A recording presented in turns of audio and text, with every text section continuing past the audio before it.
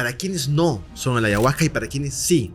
Definitivamente no es para todos. Mete su pelo dentro de la jarrita y con su pelo comienza a limpiarle las pezuñas a este monstruo. Y yo veía todo eso justo antes de comenzar a gritar y a pedir ayuda. Tu cuerpo comienza a sentir lo que estás viendo. A veces duele, a veces vomitas, a veces te mareas mucho, a veces sientes que te golpean.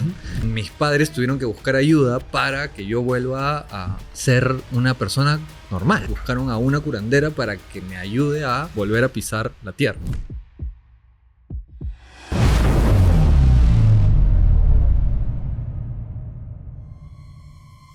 Buenas, ¿cómo están? El día de hoy tengo un invitado muy especial porque hace tiempo quería que venga alguien experto no solamente en un tema, sino en varios temas. Incluso es un hombre del mundo astral y también un hombre del mundo de las ciencias. Así que este episodio va a estar espectacular. Con ustedes, el señor Max Monge. Muchas gracias, Jorge. No, a ti, escúchame, psicoterapeuta, especialista en el tema de constelaciones familiares y además especialista en el ayahuasca. En el ayahuasca, desde que tengo 16 años me metí a ese mundo y la verdad que la vida me mantuvo ahí hasta ahora, ¿no? O sea, ya van más o menos 15, 16 años que vengo como caminando con los maestros de la selva. Lo que me interesó a mí, y justo te mencionaba antes de grabar, era que tú eres también psicoterapeuta. Sí. Entonces, tienes ese lado que también como que a veces la gente busca y dice, no, pero de repente si voy a una persona que me lea las cartas, es un ejemplo, no digo que tú leas las cartas, pero no tienes el lado un poco más de repente racional o estudiado, ¿no? Por ahí hay muchas dudas. En tu caso, para mí, por lo menos, que tengas ese lado de psicología y también el lado espiritual me parece interesantísimo. Bueno, para mí fue urgente porque te imaginarás en el contexto de la selva, yo estoy con shipibos que hablan como que el español a media lengua, entonces habían muchas cosas que no entendía y me pasaban muchas cosas con el trabajo con plantas que también necesitaba de alguna manera acomodar. Entonces la psicología entró ahí como una gran estructura, como un gran suelo para que yo pueda seguir profundizando y navegando en el alma, en el astral, como tú has dicho, en el mundo de los espíritus, porque si no yo siento que me volvía loco y me perdía. Es más, creo que me perdí un par de veces, pero felizmente estuve como lo suficientemente bien acompañado para volver a orientarme. Yo siento que la gente siempre tiene que perderse un poquito para encontrar su camino, ¿no? El verdadero, por lo menos. Sí, igual hay formas de perderse, ¿no? Hay formas de perderse bien duras y hay otras Sí. formas de perderse quizá más existenciales, como más reflexivas, ¿no? Claro. Hay otras formas de perderse que sí no le recomiendo a nadie porque pueden ser bien dolorosas para su entorno, ¿no? O sea, ya ahí estaríamos hablando de un límite con lo psiquiátrico, quizá, ¿no? O sea, Algo más extremo, claramente, hay ¿no? hay pérdidas extremas, ¿no? Hay pérdidas de la razón, por ejemplo, ¿no? Que pueden ser muy, muy delicadas. Y hay otras pérdidas que, claro, que tienen más que ver con una desorientación. Una pérdida que le recomiendo a todo el mundo es cuestionarse y decir qué es esto, ¿no? El sistema, la sociedad, cuáles son las metas que tengo. O sea, las metas que me plantearon de niño son las mismas metas que quiero hoy, que estoy conectando con mi espíritu. O sea, Claro. esa pérdida de horizonte es muy buena porque te hace replantearte lo verdaderamente importante para ti. El preguntarse quién soy, ¿no? También. Por ejemplo, claro, quién soy, qué cosa es lo que realmente quiero, qué hago aquí. Esas cuestiones valen la pena. Perder la razón no vale tanto la pena. Claro. Yo estuve justo, y perdón que te meta algo muy personal justo a comenzar la conversación, pero yo estuve justo en esa pérdida hace poco porque me detectaron TDAH de adulto, ¿no? Y la verdad es que eso fue como que dije, wow, por fin o sea, como que el problema que tenía tiene nombre y apellido y por tanto tiempo decía qué me está pasando, ¿no? Y ahora he encontrado muchas respuestas. Y es muy loco y la verdad es que estoy justamente ahorita en eso, encontrándome y sanando muchas cosas. Bueno, es un gran viaje, sí. O sea, para mí, desde la psicología, desde la psicoterapia, cada diagnóstico es una puerta de entrada. Claro. O sea, el diagnóstico de por sí describe algunas características en la persona y digamos que ahí no termina el asunto, más bien ahí comienza el asunto, claro. porque la persona puede comenzar un viaje hacia su interior, a conocerse, a ver de dónde vienen esas características, cómo se construyeron, cómo aparecieron, con qué están relacionadas, ¿no? Que es un poco también lo que nos muestra la constelación, ¿no? Claro. Oye, una pregunta. ¿Tú entonces comenzaste primero con el mundo espiritual antes que con la psicología? Sí. sobre todo por mi abuelita y por las cosas que me comenzaron a pasar. O sea, yo de muy pequeño, como los ángeles y la naturaleza y los elementales y la energía y el reiki, digamos, desde muy pequeño era algo que estaba a mi alrededor gracias a mi abuela. ¿Veías ángeles? Bueno, según mi abuela, me contó esa historia como muchas veces desde los 3, 4, 5, ¿no? Okay. Que yo recuerde directamente, no. Qué loco. Hoy veo de todo, ¿no? Pero en esa época se supone que más. Y el ayahuasca lo encontraste antes también de la psicología. Sí, la ayahuasca la encontré como en tercero de secundaria. Yo estaba en el colegio y la verdad que nunca la busqué ni pretendía ir a la selva. Pero apareció en mi camino de pronto. O sea, yo fui a una librería aquí en Miraflores Okay. a comprar un libro de Sócrates, porque entenderás que era un niño y no sabía que Sócrates no había escrito libros. Entonces fui Ok. a una librería a buscar un libro de Sócrates porque quería profundizar en esta frase de conócete a ti mismo y conocerás el universo. Y entonces la chica que me atendió me dijo, pero para descubrir quién eres y para descubrir el universo no tienes que leer un libro, tienes que tomar ayahuasca. Y yo A un tenía niño. 16 Dios. años. Entonces le dije como, bueno, ya, ¿qué es eso? ¿No? Me dijo, espérame a que termine mi turno y saliendo te cuento más. Bueno, la cosa es que comenzamos ahí como toda una relación y ella me empujó a la piscina. Cosa que no fue tan bonito, la verdad. O sea, no fue una experiencia de lo más cuidada. Fue una experiencia, la verdad, que muy abrupta para mí. Yo no quedé muy bien después de eso. Y justamente debido a esa experiencia tan abrupta y tan descontextualizada, mis padres tuvieron que buscar ayuda para que yo vuelva a ser una persona normal, ¿no? Porque me había quedado como muy abierto, muy sensible, muy volado. Y gracias a Dios mis padres tuvieron la buena intuición de buscar una ayuda con chamanes. Buscaron a una curandera para que me ayude a, de alguna manera, cerrar mi campo energético y volver a pisar la tierra. Gracias a Dios caí con una muy buena curandera, la fundadora de Taquihuasi, un centro de rehabilitación, yo diría el más importante de Lima, el más holístico, el que trabaja de una manera muy profunda con adictos. Entonces caí con Rosa Llove, que es la grande de Perú, que espero que la reconozcan cada vez más.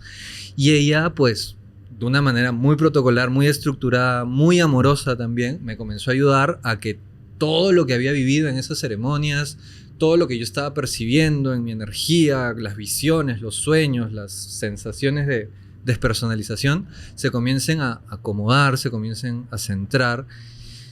Y de alguna manera me invitó a continuar el camino. Me dijo, después de esta experiencia, sigue nomás, no te asustes. O sea, ya lo viviste, ya estás dentro. Ahora estás con buenas personas a tu alrededor, así que adelante. Me parece interesante que tú seguiste el camino pese a que la primera experiencia fue tan mala como me acabas de decir, porque aparentemente ha sido un problema grave, ¿no? Gravísimo. Gravísimo. Sí. Entonces, me parece interesante que a pesar de eso, la planta, porque eso he escuchado, te seguía llamando, ¿no? Debido a esa experiencia continué en el camino, porque para mí fue muy importante tomar el compromiso de evitar que a otras personas les pase eso. Entonces, cuando yo comencé a estudiar con los chamanes en la selva, comencé a estudiar el trabajo con las plantas, también planeaba compartirlo, obviamente siempre de la mano con los nativos, con los shipibos o con los grandes maestros. Siempre planeaba compartir toda la medicina de las plantas de la manera lo más segura posible, Claro. para que no vuelva a pasar lo que me pasó a mí. Claro. Entonces quería informar, quería divulgar sobre este maravilloso mundo y esa maravillosa medicina de la manera más segura posible. Tú me dices que estudiaste entonces en la selva también. O sea, tu experiencia ha sido bastante intensa, porque no solamente has comenzado a experimentar cosas en Lima, sino también te fuiste incluso a estudiar, a meterte de lleno al tema. Para mí, la selva es la gran universidad y ha sido mi gran universidad, que de hecho lo sigue siendo, porque los shipibos de alguna manera se volvieron mi familia y la planta también, entonces es parte de mi trabajo, entonces sigo muy vinculado con la selva. Y sí, me metí a la selva meses durante muchos años, ¿no? O sea, iba, venía y estudiaba allá porque ahí están las plantas, ahí están los árboles, entonces sí, me metí de lleno. Y es verdad, porque yo tengo muchas dudas, yo nunca he hecho, nunca he tenido la experiencia de hacer ayahuasca. Me pasa de que también me han dicho de que no es para todos el ayahuasca. Y justo antes de preguntarte si has visto cosas cuando has estado con la planta y todo lo demás, te quiero preguntar, ¿para quiénes no son el ayahuasca y para quiénes sí? Definitivamente no es para todos, porque puede llegar a ser muy retador. Entonces hay personas que de por sí en su cotidiano la pasan muy mal, tienen como mucho sufrimiento y no lo logran sostener y no lo logran manejar. Entonces, si además la planta, digamos que es un amplificador, entonces si ya de por sí estás con un cuadro como muy ansioso o de mucho dolor y además amplificamos esa experiencia, puede llegar a ser desbordante. Entonces, no es para todos y no es para todo momento. Hay momentos para encontrarse con la medicina, por decirlo así. Definitivamente ayuda mucho en términos de ansiedad, en temas de ansiedad, en temas de duelos, en temas de depresión, pero hay que ver en qué momento y ver si la persona está preparada para recibirla, porque no todas las personas que tienen depresión, no todas las personas que están pasando por un duelo crónico están listas para tomar ayahuasca. Así que no es para todos. Requiere cierto grado de recursos personales, cierto grado de autorregulación, cierto grado también de confianza en que todo va a salir bien. Definitivamente también requiere que tu cuerpo esté en las condiciones de salud lo suficientemente buenas y óptimas para sostener todo lo que va a pasar, porque la ceremonia es una montaña rusa. O sea, tu estómago se te voltea 7 veces, ¿no? Y te mareas, o sea, pasan muchísimas cosas. Me parece súper responsable de tu parte que hagas esto porque me hace ver que eres un profesional en el tema. Pero además de eso, yo quiero preguntarte si incluso a la gente que esté interesada en hacerlo, antes de hacerlo debería de repente pasar una evaluación psicológica o algo por ese estilo, ¿no? Aparte de preguntarse si realmente está preparada. Para mí es lo ideal, sí. De hecho, una contraindicación muy puntual y que la vas a encontrar en todas partes es que si alguien tiene un diagnóstico del tipo bipolar o ha tenido brotes psicóticos en algún momento de su vida o tiene un cuadro de esquizofrenia, por ejemplo, definitivamente se le recomienda no tomar, ¿no? O sea, está completamente contraindicado. Ni sus derivados, ¿no? San Pedro y todos los que tengan que ver con más o menos el mismo tema. Ni sus derivados. Ni sus derivados. Ahora, la realidad es otra cosa. La realidad es que hay muchas personas con una personalidad, con características de personalidad, con rasgos o con diagnósticos y consumen lo que se les atraviese, ¿sí? Entonces, claro, la realidad es que no siempre hay consecuencias gravísimas, no siempre. Sin embargo, tampoco hay que arriesgarse a descubrir a ver qué me pasa, ¿no? O sea, puede ser peligroso, ¿no? Puede ser muy peligroso. En tu caso. Sí, claro. Sí, hay personas que tienen conductas de riesgo y de por sí se quieren arriesgar, valga la redundancia, se quieren exponer a esas experiencias. Pero bueno, no va a ser bonito, ¿no? Para sus familiares, para esa misma persona, ¿no? Yo como psicólogo y como facilitador de espacios, de ceremonias, sí cuido mucho de revisar quién es la persona que va a formar parte del grupo, quién va a formar parte de la ceremonia. Busco personas que estén como muy comprometidas con su proceso, ¿m? Y que también tengan la paciencia necesaria, porque nada es una varita mágica. O sea, la ceremonia, la planta puede mostrarte muchas cosas, puede ayudarte a liberar muchas cosas, y aún así seguimos siendo humanos, el cuerpo tiene otro ritmo, hay un proceso, hay que digerir, hay que masticar. No a todos les afecta de la misma forma, ¿no? La experiencia es distinta en cada persona. Entonces, que eso es es sumamente interesante, porque hay personas que toman un shot entero, o sea, la dosis máxima es un shot, así de como de tequila, un shot, ¿no? No tiene nada de alcohol, dicho sea de paso, pero es un shot, ¿sí? Hay personas que toman un shot entero y no les hace nada. Y hay otras personas que toman medio dedo y vuelan 5 horas. Entonces, en realidad no tiene tanto que ver con la cantidad, sino que tiene más que ver con qué tan abierto y qué tan sensible es la persona, ¿no? Qué tan abierto es su cuerpo energético. O sea, yo he visto personas que toman 2 veces de un shot entero y nada, ¿no? Y de la misma medicina alguien toma poquitito y tremendo viaje, ¿no? Claro. Es verdad que en el ayahuasca logras ver cosas como, por ejemplo, entidades o incluso la misma planta que se hace presente de muchas maneras. ¿Qué es verdad y qué es mentira? ¿No? Porque mucha gente describe que es una experiencia en la que tú prácticamente abres tu tercer ojo y ves de todo, ¿no? Desde lo que te ha pasado, lo que te va a pasar, hasta incluso cosas que no son de este mundo, ¿no?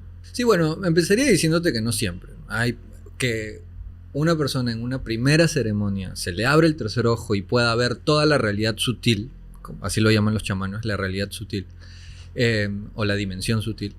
Que una persona en una primera ceremonia logre ver el astral, esa dimensión, es un regalo. O sea, no es que le pasa eso a todos. Es un gran privilegio, es un honor. Eso quiere decir que, no sé, su dharma, su alma, su espíritu, los astros, Dios sabrá, algo se alineó para darle ese regalo a esa persona. Okay. ¿Sí? Y sí, definitivamente, con toda la cantidad de gente que ha acompañado y en mi propia experiencia, sí, hay ceremonias en las que Dios mío. ¿Tú qué has visto? ¿Qué es esto? ¿Qué puede contar, no? Sí, sí, sí. Okay. Quizá podría comenzar diciendo que para mí lo más paranormal desde un punto de vista de la selva es el cotidiano mismo. ¿Ya? Es la naturaleza. O sea, la naturaleza desde la perspectiva de los shipibos está sumamente viva y es sumamente mágica.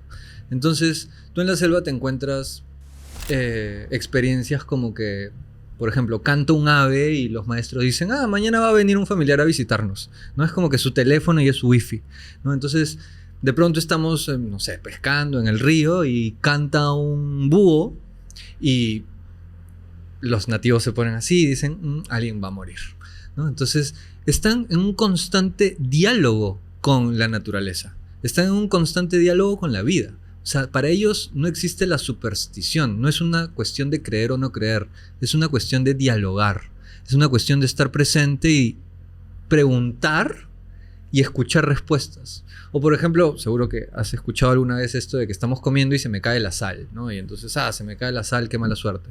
Bueno, para un nativo que se te caiga la sal, más que signifique mala suerte, es como un diálogo con la vida diciéndote qué tan presente estás, qué tan atento estás, qué tanto miedo estás teniendo por dentro. Obsérvate, mírate.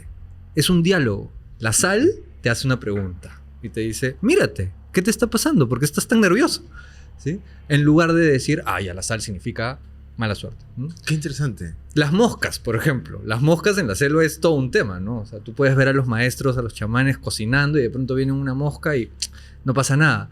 Pero en otros momentos pasa una mosca y se ponen serios y dicen, alguien está pensando mal.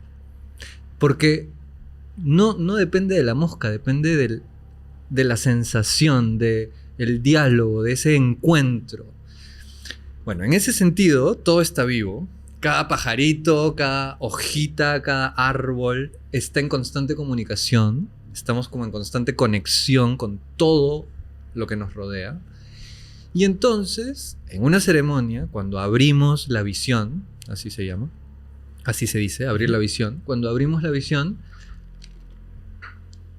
todas esas presencias, toda esa vida que nos rodea, de alguna manera puede comenzar a comunicarse con nosotros con más fluidez, con más claridad, porque, a ver, y aquí me voy a la generación Beat y Aldous Huxley, ¿no? Y las puertas de la percepción, se abre nuestra percepción y entonces todo lo que siempre está ahí pero que no solemos ver, lo comenzamos a percibir, lo comenzamos a captar.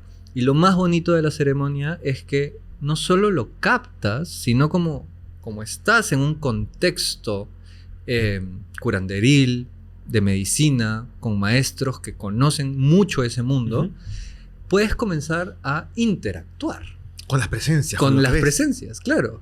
Entonces, en el mundo de las presencias te puedes encontrar de todo. Te puedes encontrar presencias de personas fallecidas, presencias muy, muy cargadas que podríamos llamar demonios. Podrías encontrarte presencias elementales del mundo de la naturaleza, presencias del agua, presencias de los árboles, presencias del cielo. Y en la mitología shipiba, todo eso está sumamente registrado y sumamente así como hay una tipología de demonios, hay toda una gama de seres, como que está documentado, muy estructurado. En su tradición oral, no sé si en los libros, pero sí, en su tradición oral ellos los conocen a todos. Entonces, lo bonito de trabajar con un maestro, de trabajar con una familia shipiba, es que ellos te comienzan a mostrar o mejor dicho, te comienzan a presentar los seres que ellos conocen. Entonces te comienzan a presentar, mira, esta es la sirena, estos son los reyes de la planta tal, estos son los chaikunis, estos son, los demonios del agua, estos son los que viven en tal planta, y te los comienzan a presentar, y no porque sea como entretenido y ay, qué bonita la historia, sino porque ser chamán significa trabajar con esos espíritus, estar en conexión con esos espíritus para generar un efecto en el cuerpo de los pacientes. O sea, todos esos espíritus muy bonitos nos van a ayudar a generar sanaciones, nos van a ayudar a generar mejoría en la comunidad. Entonces, no es solamente una experiencia, es la vida misma. Y entonces, bueno, se ve el resultado, se ve la sanación. De hecho, se habla muy poco de la experiencia del chamán. Uh-huh. Se habla más de la experiencia del paciente y, digamos, las visiones que el paciente tiene, las visiones de el participante de la ceremonia de ayahuasca tiene, ¿no? De eso es de lo que más se habla. Claro. Que es muy interesante también. Pero también hay otra parte que es todo lo que hace un chamán, que es una locura. No, y además que está en constante, o sea, él convive con esto, ¿no? Porque si él es el chamán que justamente ejecuta el ayahuasca, él ha sido la persona que más ha tomado ayahuasca de todos los que está atendiendo en ese momento, ¿no? O sea, y muchas otras plantas, no solo ayahuasca, muchas otras plantas. O sea, claro, él tiene un dominio gigantesco de lo que está sucediendo, entonces lo puede interpretar, entonces lo puede hacer que las entidades ayuden a las personas, ¿no? Así es, el chamán está haciendo muchas cosas, moviendo mucho la energía, y justamente porque está tan atento, tan en conexión con ese otro mundo, ser chamán es sumamente duro. O sea, Claro. yo jamás me llamaría chamán, o bueno, digamos, no quiero llamarme chamán, porque ser chamán significa un esfuerzo tremendo. O sea, significa estar lidiando con todas esas entidades todo el tiempo. O sea, mis maestros rara vez dormían plenamente porque se levantaban a las 4 de la mañana a prender la pipa y a comenzar a soplar porque estaban cuidando a ciertos pacientes y les venían como energías encima, tenían que lidiar con los traumas de cada uno. Entonces están poniendo el cuerpo todo el tiempo para su comunidad, para su familia, para sus pacientes. Entonces todo el tiempo están lidiando con esa otra dimensión. Y es muy duro. Yo la verdad que a veces prefiero ser un poco más mundano y tomarme un café y no sé, irme a bailar con mis amigos, ¿no? Un verdadero chamán tiene que estar concentrado 24/7 porque la energía con la que está lidiando es muy pesada. Hay energías de mucha luz y muy bellísimas, de una alta vibración. Claro. Y también hay otras súper densas y muy difíciles.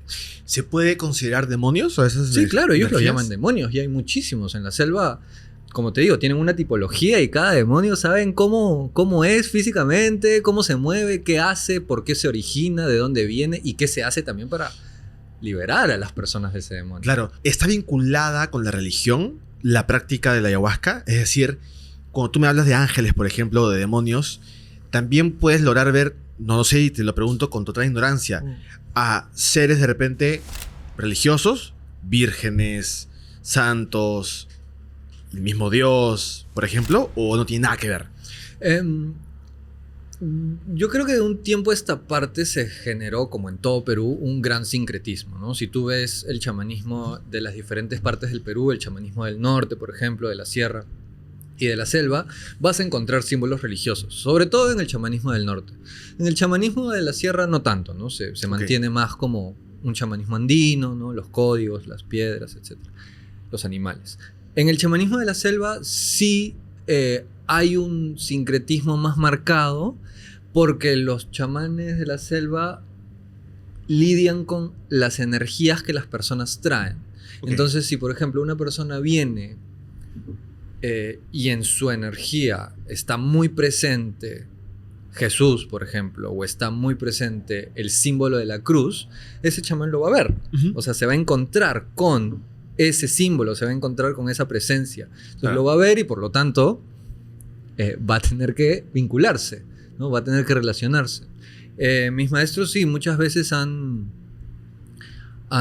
trabajado con símbolos relacionados a La religión. a la religión. Me acuerdo mucho, por ejemplo, que una vez mi maestro me dijo, yo le dije, maestro, estoy viendo una estatuilla de Jesús y de otros santos. Y me dijo, canta hasta que el espíritu de esa estatuilla se libere, porque en tu visión no tienes que ver nada petrificado. En la visión todo está vivo. Si tú te encuentras con Jesús, te encuentras con Jesús, no te encuentras con una estatuilla de piedra. Claro, Entonces canta hasta que lo liberes de la petrificación. claro. Y entonces para ellos eso es muy importante. O sea, todos los símbolos que ven y todo lo que se comienzan a encontrar van como purificándolo, por decirlo así, hasta encontrar su esencia, ¿no? Incluso con las plantas, con el agua, no sé, los metales, la gasolina, lo que tú quieras. O sea, los chamanes se vinculan con los elementos de la naturaleza o con lo que sea, con las máquinas, con el animal, lo que tú quieras, y van encontrando, como que van viajando en esa esencia hasta llegar a su núcleo, hasta llegar a su medicina, como ellos dicen, hasta llegar a, Claro. a lo más poderoso que hay. ¿Qué es lo más fuerte que has visto tú dentro de una sesión en la que tú has participado, ¿no? Va a depender también de cuál era la intención de la ceremonia y qué cosa era lo que yo estaba trabajando en ese momento, Ok. ¿no? Entonces, por ejemplo, hubieron ceremonias en las que yo estuve trabajando mucho la violencia o el machismo que pudo haber en mi familia. Ok. ¿Sí? Entonces, al yo estar trabajando ese tema, al estar como abriéndome a percibir esa energía, a sentir cómo es que se vive en el cuerpo el machismo, la violencia, digamos que toda esa experiencia está relacionada a un demonio, ¿no? Entonces este demonio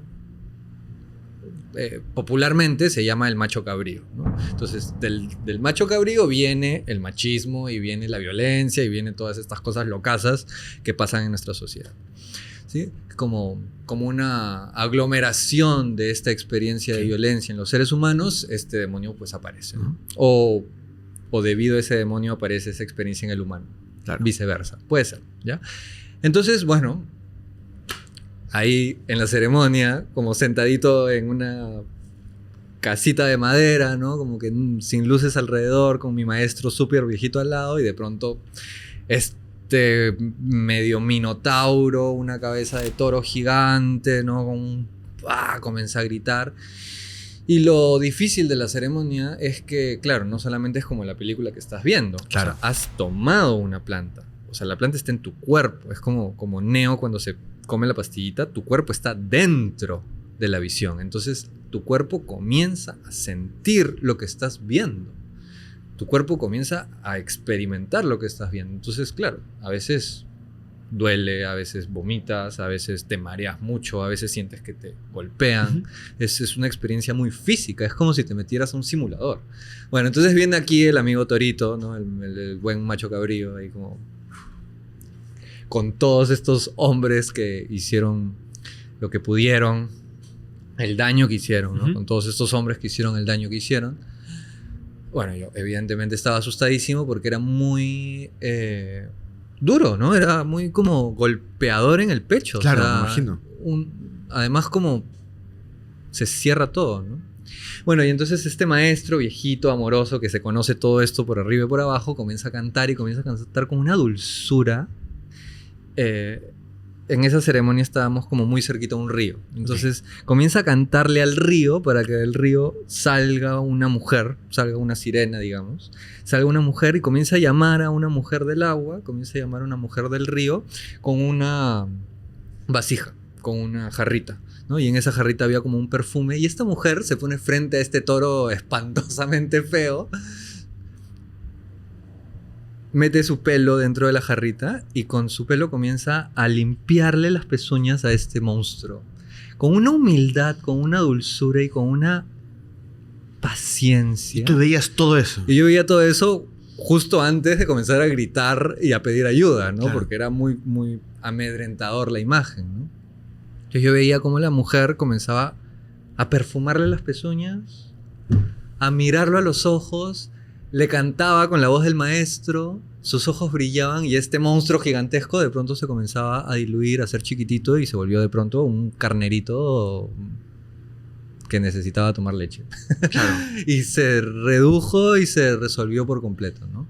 Pero te estoy contando esto tomando en cuenta que esa ceremonia la hizo un ultra maestro. O sea, si me pones a mí, por ejemplo, a lidiar con un tema de violencia, que atiendo a muchas personas que han vivido temas de violencia durísimas, no lo logro hacer en una sesión, no lo logro hacer en la hora y media que lo hizo mi maestro, ¿no? Claro. A veces a mí me puede tomar un poco más, ¿no? Como la psicoterapia o las constelaciones tienen otro ritmo, ¿no? Pero estás lidiando con exactamente la misma energía. Lo puedes llamar demonio, lo puedes llamar trauma, lo puedes llamar tus ancestros, el daño que hicieron, lo puedes llamar la sociedad, lo puedes llamar de muchas maneras y probablemente son todas esas reunidas, ¿no? Claro. Por eso una cosa son las emociones, otra cosa los pensamientos, otra cosa los eventos, pero cuando hablamos de energía, estamos hablando de todo eso combinado. Estamos hablando de todas esas memorias combinadas y entonces se forma una entidad, por decirlo así, ¿no? Porque hay mucha información combinada ahí, actuando ahí. Y también se necesita una información correspondiente para sanar esa dureza, ¿no? Esa entidad. No solamente es una sesión, entonces son varias sesiones de ayahuasca. Bueno, a ver. Porque, Ningún chamán ok, va a pensar en una sesión. O sea, los chamanes hacen tratamientos. Ellos son médicos. Ellos Ok. te proponen tratamientos. Una sesión es una experiencia suelta y ¿quién serás? Si tú te acercas a un chamán lo que te va a decir es, vale, te voy a mostrar. Y para mostrarte necesitamos un proceso. Necesitamos un proceso que consiste en una purga, consiste en limpiar primero tu cuerpo, después consiste en comenzar a abrirte la visión, porque el tercer ojo, como te digo, son algunos a los que se les abre de una, y a otros hay que comenzar a abrírselos de a poquitos, ¿no? Y después de abrirlo y de que tú viajes y veas el mundo astral y veas el mundo energético, hay que comenzar a poner finalmente las protecciones respectivas, porque si te quedas abierto ahí volando por el mundo, sales a caminar por el Parque Kennedy y todo lo que está ahí claro. se te viene encima. Entonces, un maestro sabe que al final hay que poner las protecciones adecuadas para que tú te mantengas sensible, te mantengas un poquito abierto, pero sin que nada te vaya molestando mucho, ¿no? Porque es súper peligroso también, ¿no? Puedes quedar mal, como... Trabajar con la energía en general es muy delicado, ¿no? O sea, incluso hay personas que después de una sesión de psicoterapia quedan muy movidas y quedan muy mal. O sea, en general trabajar con el alma humana es muy delicado, ¿no? O sea, Claro. la gente Entonces, se desestabiliza. no son una serie de sesiones ya predeterminadas, sino depende de cada persona, me imagino.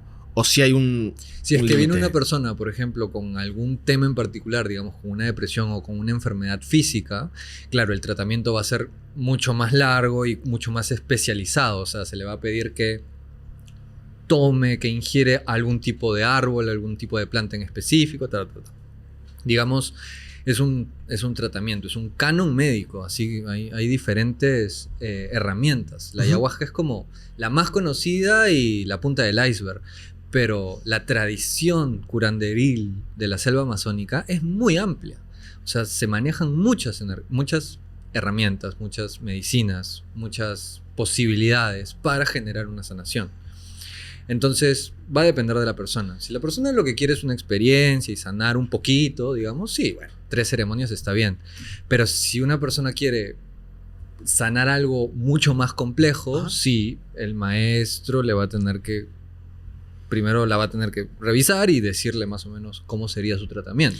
Lo digo porque también el Perú es conocido porque hay mucha gente que viene desde muy lejos a hacer ayahuasca acá. Sí, ¿no? sí, sí. Incluso, y por favor, corrígeme si me equivoco, entiendo que ya es patrimonio cultural. Hace mucho, sí. Rosa Llove hizo todo el trabajo posible para que el Ministerio de Cultura lo reconozca. Eso lo hizo Rosa.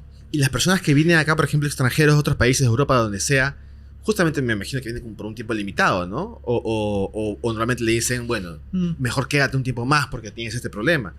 Hay muchos que me imagino que vienen posiblemente por la experiencia y ya está. Con el tema de los extranjeros pasan 2 cosas, ¿no? En principio, me gustaría decir que hay centros sumamente bien establecidos, tanto en Iquitos como en el Valle Sagrado, digamos, hay centros buenísimos que reciben todas las semanas a grupos de entre 18 y 25 pasajeros, ¿no? Wow. O sea, todas las semanas.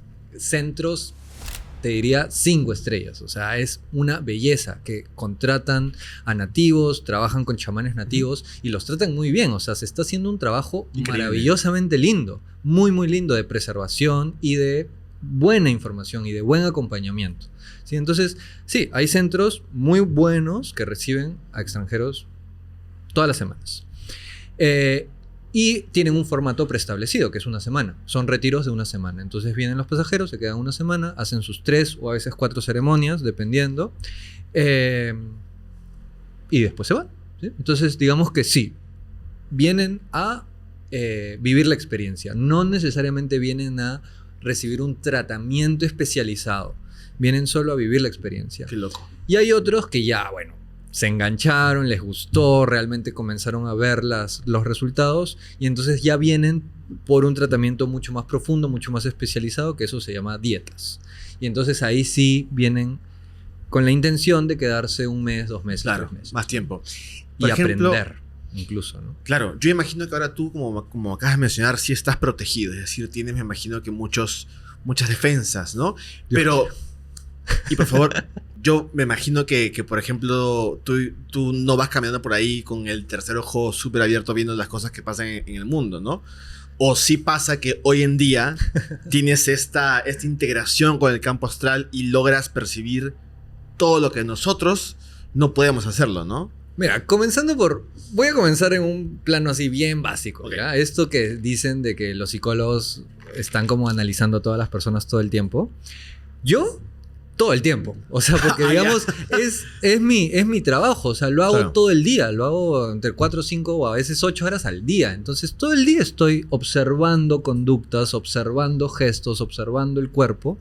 Y obviamente que estoy entrenado a escuchar, ¿no? Entonces, escucho. Y obviamente que comprendo de dónde viene esa conducta, qué significa esa conducta. O sea, digamos que no solamente me quedo en la superficie, sino que sí veo un poquito más relacionado al alma de esa persona o a la psicología de esa persona. Pero hasta ahí. O sea, hasta ahí en el cotidiano. O sea, si camino por el Parque Kennedy y veo a alguien pasar, sí puedo hacerme una idea de su vida, de su historia, de lo que está pasando, de sus sufrimientos, si algo le está sucediendo grave, mediano o nada. Claro. O sea, sí lo puedo percibir como a primera vista porque todo el tiempo me estoy relacionando con el dolor humano. Entonces lo puedo identificar, ¿sí? Rápidamente. Ir más allá de lo psicológico en contextos específicos. O sea, esto de abrir el campo, porque así se llama en constelaciones familiares también, ¿no? Esto de abrir el campo para comenzar a ver qué está presente o qué está pasando en tu campo energético, en tu sistema familiar, en tu alma. Sí necesito todo un contexto para poder comenzar a percibirlo, ¿no? O sea, claro, ves, hacerlo todo el día me volvería loco. claro, en el día al día ves la punta del iceberg y cuando ya profundizas en el tema de constelaciones familiares y lo demás, necesitas más background, información, ¿no? No se necesita información. Ah, ok. Se necesita abrir el campo. Se necesita concentrarse para empezar a percibir. Necesito concentrarme para empezar a percibir. Porque, por ejemplo, en una sesión individual, si yo constelo a alguien en una sesión individual, sí, le voy a hacer algunas preguntas y va a llegar un momento en el que digo, ya, listo. Entonces, ¿quieres trabajar tus deudas, tu mala relación con el dinero? ¿O quieres trabajar tus problemas de pareja? Ya, listo. 1, 2, 3 preguntas.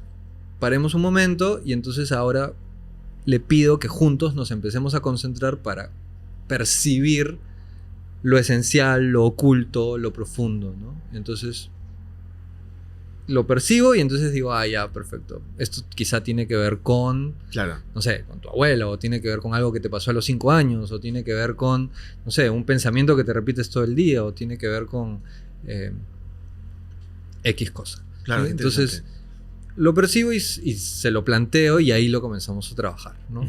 Lo comenzamos a trabajar. Pues bueno, por decirlo rápido, ¿no? ¿Qué cosa es una constelación familiar, no? Porque la gente me imagino que dice, ¿qué es una constelación? O sea, suena mucho a un tema de carta natal, de ese tipo de cosas. Claro, ¿no? el zodiaco, ¿no? Las Algo 12 así. constelaciones. Pero realmente, ¿qué es? La constelación familiar, en principio, es una escuela de vida. Es una filosofía de vida, es una serie de observaciones y de premisas en base a los vínculos humanos, en base a las relaciones humanas. O sea, la constelación familiar nos enseña a tomar conciencia de cómo nos estamos relacionando con las otras personas. Ok. Y nos propone una forma para relacionarnos de la mejor manera posible, para que las relaciones realmente prosperen. Nuestra relación con el cuerpo, con la salud, con el dinero, con la pareja, con el papá, con la mamá. Entonces, la constelación estudia las relaciones, las conexiones. Por eso se llama constelación, ¿no? Como que hay diferentes puntos, diferentes estrellas que se unen y forman una figura. Entonces, la constelación estudia esas uniones y lo que esas uniones forman y dejan ver, ¿vale? Y entonces ahí nos metemos a asuntos muy, muy sutiles para realmente comprender desde dónde y cómo nos estamos relacionando, ¿sí? Si quieres te puedo dar un par de ejemplos. Por favor. ¿Sí? Entonces, por ejemplo, digamos un hijo con su papá, ¿no? Entonces un hijo con su papá se ponen a conversar y un hijo le quiere decir algo a su papá. Una constelación va a hacer foco en si ese hijo le está diciendo a su papá, le está hablando a su papá con la intención de que su papá cambie, con la intención de que su papá deje de ser como es y comience a ser como el hijo quiere que sea, o si el hijo le está hablando al papá con un profundo respeto y con una profunda aceptación, ¿sí? Entonces, por ejemplo, esa sutileza, de hecho, cuando trabajamos con energía, trabajamos con asuntos muy sutiles, ¿no? Entonces, esa sutileza, si es que yo estoy hablándote con una intención y con una intención de cambiarte, o si yo te estoy hablando con respeto y con aceptación, esas dos posibilidades configuran una relación completamente distinta. Lo que se ve en la constelación es que si yo te hablo con una intención de cambiarte, tu energía se va a cerrar. Okay. Y vas a sentir como una lejanía y como, a ver, sobre todo un papá ante un hijo es como, a ver, tú tienes 20 años menos que yo, ponte en tu sitio, no me vengas a cambiar. Todo esto es como muy inconsciente, ¿no? Entonces, inmediatamente hay una cerrazón, ¿sí? Y ahí es donde aparecen los grandes problemas entre padres e hijos, por ejemplo, ¿no? Okay. Como, ¿por qué mi papá no me escucha? Porque el hijo no se está dando cuenta que su manera de hablar es una manera que no está conectada con el respeto o con la aceptación, ¿sí? Y bueno, eso es todo un proceso, ¿no? Llegar a hablar con respeto, con aceptación, ¿sí? Ese es un ejemplo, ¿no? Otro gran ejemplo de la constelación es la depresión, por decir algo, ¿no? Entonces, si estudiamos la depresión desde un punto de vista psicológico, ¿no? Un psicólogo cognitivo-conductual se va a poner a observar, a ver, ¿cuáles son tus pensamientos? ¿Qué pensamientos generan la depresión? Entonces tienes pensamientos fatalistas, estás pensando de manera radical, siempre me pasa esto, nunca hay gente que me quiere, digamos. Estudian al individuo, ¿no? Su manera de pensar, su manera de sentir, o estudia quizá las memorias biográficas, ¿no? Un psicoanalista quizá. ¿Qué le pasó a los 5 años? ¿Qué le pasó a los 10 años? ¿Qué le pasó a los 15 años? ¿No? Entonces estudia su biografía, ¿no? Y también su, digamos, la dimensión intrapsíquica, llamémosle, ¿sí? Cognitiva. Un constelador ante una depresión, por ejemplo, se preguntaría ¿con quién está vinculada esta depresión? O sea, la depresión que esta persona está viviendo, ¿con quién está vinculada? Entonces, en la constelación se puede descubrir que, por ejemplo, esta persona que siente depresión tuvo un hermano que 5 años antes de que nazca, ese hermano murió. Okay. ¿Sí? Entonces, esta persona nunca conoció a ese hermano. Murió 5 años antes de que esta persona nazca, ¿sí? Pero su depresión está conectada con ese duelo, está conectada con ese familiar que necesita ser tomado en cuenta, ¿sí? O está conectado quizá con el dolor de la mamá y con esa muerte trágica, ¿sí? O incluso esa depresión puede estar conectada con la quiebra tremenda que sufrió su abuelo. Y quizás nunca conoció a su abuelo, como te digo, pero ese abuelo comenzó a sentir muchísima tristeza porque vio cómo se destruía toda la empresa que había generado, ¿sí? Entonces, todas esas emociones del abuelo que quedaron pendientes de alguna manera repercuten hasta la generación del nieto y el nieto comienza a sentir una depresión. ¿Sí? Entonces ahí está la constelación, ¿no? Mi depresión, ¿con quién está conectado? Lo cual no quita que es muy importante revisar los pensamientos, revisar la biografía, solamente que la constelación abre la mirada y dice, esto que te está pasando a ti tiene que ver con algo más grande que tú. Tiene que ver con un sistema, tiene que ver con un sistema familiar e incluso con un sistema social, tiene que ver con una memoria del alma mucho más amplia que solamente tu individualidad. ¿Sí? Entonces, vale, la constelación, lo que te estaba diciendo, era una escuela de vida que te enseña a ver este tipo de conexiones. ¿Sí? Se llama... Las constelaciones están dentro de un modelo de psicoterapia que se llama psicoterapia sistémica familiar. Y el sistema es esto, pues, las conexiones. Claro.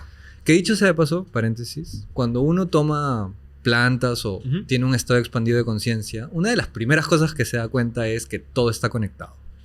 Y cuando uno va madurando, también se comienza a dar cuenta de patrones que aparecen en la vida. A mi abuela le pasó esto, a mi mamá esto, a mí esto. Se comienza a dar cuenta que hay sincronías y casualidades que llaman la atención. Entonces, cuando uno va madurando, comienza a darse cuenta de que todo está conectado. ¿Sí? Que es algo que también pasa cuando expandimos nuestra percepción. Bueno, la constelación trabaja con esa premisa. Todo está conectado. Como es una escuela de vida, las constelaciones nos enseña a observar cómo estamos conectados y cómo van repercutiendo las cosas. Cómo algo que me pasa con mi mamá repercute en mi dinero y en mi trabajo. Cómo algo que pasa con mi pareja repercute en mis hijos y en sus notas académicas. O sea, que a veces es obvio y otras veces es no lo había visto. No había hecho esa conexión. ¿Sí? Si nos vamos al cerebro y las neuronas, todo es interconexión, ¿no? Todo está ahí intercambiando información. Respiramos el aire de las plantas, el sol, todo está conectado. Entonces la constelación nos enseña a ver esas relaciones. Y en tus sesiones mezclas la psicología con la constelación familiar. Completamente, porque, a ver, tener un mapa tan amplio me es imposible no tomarlo en cuenta. Y me imagino que tú eres mejor psicólogo a raíz de que te has metido en estos temas. No sé qué dirán los otros psicólogos si yo digo Justo algo así, cuando te pero... pregunté eso, justo decía, ¿qué van a decir los otros psicólogos cuando te dicen? Pero me imagino que a lo que voy, ¿no? Por ejemplo, un comediante de stand-up, ¿no? Yo hago stand-up, estudia diferentes cosas para tener más herramientas. No necesariamente las usa. Yo estudié actuación, clown, improvisación.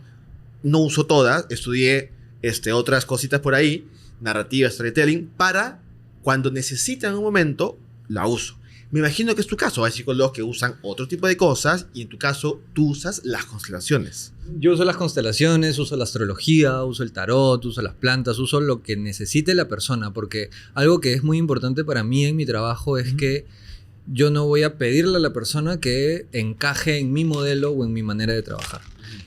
Justamente en mi camino vengo recolectando muchas herramientas para que la persona que venga a consultarme reciba lo que necesite. No solo lo que yo tengo para darle, digamos, no solo mi caja de herramientas más preferida, sino la herramienta que realmente necesita. Entonces, si una persona viene a mi consulta y necesita una intervención cognitiva-conductual, súper pragmática, cero holística, no le tengo que hablar ni de medio ancestro, sino mira tus pensamientos y haz una lista de actividades para salir de la depresión, ya, lo voy a hacer.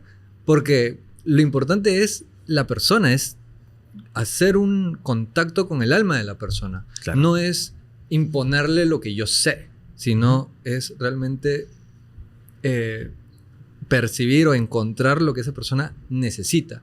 Y si yo me doy cuenta que esa persona necesita algo que yo no le puedo dar, le diré, tú necesitas quizá pastillas, ve con un psiquiatra, tú necesitas un especialista en adicciones, anda con tal persona, porque no pretendo como... imponer. ¿no? Imponer y tampoco engañar, o sea, tampoco decirle como que, sí, la constelación te va a ayudar y va a solucionar todos tus problemas. No, es como, sí, realmente tienes un problema y hay formas de resolver ese problema. Te recomendaré la que yo he visto que da mejores resultados para ese caso. ¿Sí? Entonces, me parece que es como un engranar constantemente, ¿no? Engranar con la persona, sintonizarse con la persona y ver qué cosa es lo que necesita. Hay personas que también, como la ayahuasca, no están listas para constelar. No necesitan que les hables de sus abuelos. Están pasando por un duelo muy profundo y necesitan que su dolor sea escuchado. Necesitan ser escuchados. Y con eso es más que suficiente y su alma va a estar agradecida. Vale, eso es entonces. Qué interesante. Pregunta, cuando tú tienes, por ejemplo, la sesión de constelación familiar y también haces el psicólogo, ¿te ha ocurrido de repente de que al hacer la sesión se ha involucrado otro tipo de energía? Es decir, que como tú estás con todas estas herramientas, has estado en sesión y algo ha querido entrar, para bien o para mal, a la sesión. Todo el tiempo. De eso se trata sanar, justamente. O sea, las energías densas tienen que venir y ponerse sobre la mesa, porque eso es lo que está afectando a la persona. Me refiero a una entidad. Por supuesto. Ok, está bien. Por supuesto. O sea, y esa entidad, por ejemplo, desde la constelación es muy bonito, porque a veces esa identidad es tu abuelo que fue muy violento, o tu abuelo que fue un terrateniente y tenía una hacienda y maltrató a 1500 trabajadores. Uh-huh. Hoy por hoy su espíritu, su alma está lleno de dolor, cargadísimo de sufrimiento, claramente. Y tiene que ser bienvenido para justamente liberarlo. O sea, el trabajo de un sanador, desde mi punto de vista, es atreverse a atender a esas entidades para ver de qué se tratan, o sea, qué son. Mis maestros todo el tiempo me enseñaron a no asustarme, en principio, y me dijeron, si tú quieres ser un sanador, atrévete a ponerle cara a lo espantoso. Hellinger, que es el creador de las constelaciones, usaba esa palabra. O sea, un buen constelador tiene que estar dispuesto a ver lo espantoso. Claro. Y si tú tienes miedo como sanador de ensuciarte o tienes miedo de que se te quede pegado algo, no te dediques a esto. Porque justamente estamos trabajando con el dolor humano y con energías muy densas que como buenos alquimistas vamos a transformar, purificar y convertir en una flor, en algo bellísimo. O sea, es materia prima. Y sí, me gustaría decir que hay diferentes comprensiones, ¿no? O sea, a nivel energético está esta dualidad, ángeles, demonios, energía densa, energía sutil. Pero si nos vamos a comprensiones más espirituales, no energéticas, espirituales, las enseñanzas espirituales, Buda, por ejemplo, todo es vacío, nada, ni ángeles ni demonios, nada, silencio, vacío, pausa. No te metas en ese cuento, en el samsara, en toda la historia, el drama. Cero. Vacío. Jesús, ámalo todo. Ámalo todo. Sea lo que sea. No enjuicies absolutamente nada. Malo o bueno, eso es un juicio. Eso es moral. Eso es percepción sesgada. Ámalo todo. Es otro nivel de comprensión y es otro nivel de intervención. A veces trabajar con la energía es suficiente y otras veces hay que dar un paso más allá porque está gordo el asunto, sí, está claro, fregado. Entonces necesitamos recurrir a otro plano de conciencia para seguir liberando. Entonces, vamos, quizá lo que estoy diciendo es un poco controversial, pero yo formo también a psicoterapeutas. Entonces, todo el tiempo les digo, si vas a tener miedo de que se te quede pegado a algo, de que un demonio se comience a enfrentar contigo, no te metas en este trabajo. Porque justamente ese demonio es el trauma, el gran dolor que necesita ser visto con amor. Uh-huh. Ese demonio es lo que necesita la sanación. Claro. Entonces, vale, metámonos juntos. Si todavía no te sientes preparado para hacerlo solo, no lo hagas. Hagámoslo con personas que sepan hacerlo para mirar con amor ese asunto y resolverlo. Quizá por eso me sirve mucho pensar que los demonios, al fin y al cabo, pueden ser como traumas. Traumas sociales, o sea, que involucran a mucha gente. Traumas familiares, ¿no? Que vienen de muy atrás. O traumas individuales. Al final, bacán, ¿no? Porque el demonio termina siendo una metáfora de algo, ¿no? De un, como tú dices, un trauma o de algo que te ha hecho daño. Tú has tenido de repente, me imagino que detractores dentro de tu carrera. O sea, había gente que también es psicóloga y ha dicho, oye, estoy completamente de acuerdo contigo. ¿O no te ha sucedido eso? En todas partes, ¿no? En todas partes. O sea, con respecto a las plantas, con respecto a las constelaciones, con respecto... Dentro de los mismos modelos de psicoterapia. O sea, en la psicoterapia hay como 4 o 5 grandes escuelas, uh-huh, y entre las escuelas cada una critica a la otra. O sea, entre los psicoanalistas y los cognitivo-conductuales y los humanistas y los transpersonales se tiran todas las piedras que pueden. Todavía creo que estamos entrando recién a la era de Acuario en la que podemos ser cooperativos y podemos ser integrativos, ¿no? Podemos integrar, pero durante mucho tiempo cada uno alza su bandera y defiende su trinchera. Claro. Recién ahora estamos como tratando de integrar. Claro. Para esto yo siempre tengo una sección acá que es confesiones, que la gente manda su historia, pero en este caso, como era algo tan peculiar y algo tan personal, yo no quería que la primera sesión que tengamos ahorita de conversación sea netamente pues resolver un problema de alguien, ¿no? Pero sí invito a la gente que, por ejemplo, en este video comenten y pongan de repente si ustedes quieren para que cuenten su historia rápido, porque de repente en otro momento tengamos una segunda sesión y podamos de repente resolver los problemas que justo van a salir acá abajo en los comentarios de este video. Y con toda seguridad vamos a responderlos y con todo respeto y mucho amor. Te agradezco tu tiempo y por haber venido acá. Ha sido interesantísimo. La verdad es que hay muchos temas que tú tocas y tú haces que a mí me interesan hace mucho tiempo, como lo dije al comienzo del programa, y esto ha sido para mí maravilloso escucharte. Te agradezco mucho, Max. La verdad es que ha sido increíble. Qué linda conexión, qué linda conversación. Te agradezco por la invitación y pues adelante, que tenga tu programa pues mucho éxito. Por Todo favor. lo mejor para ti. Te agradezco mucho, de verdad. Chao, gente. Cuídense. Chao, amigos. Bye bye. Chao.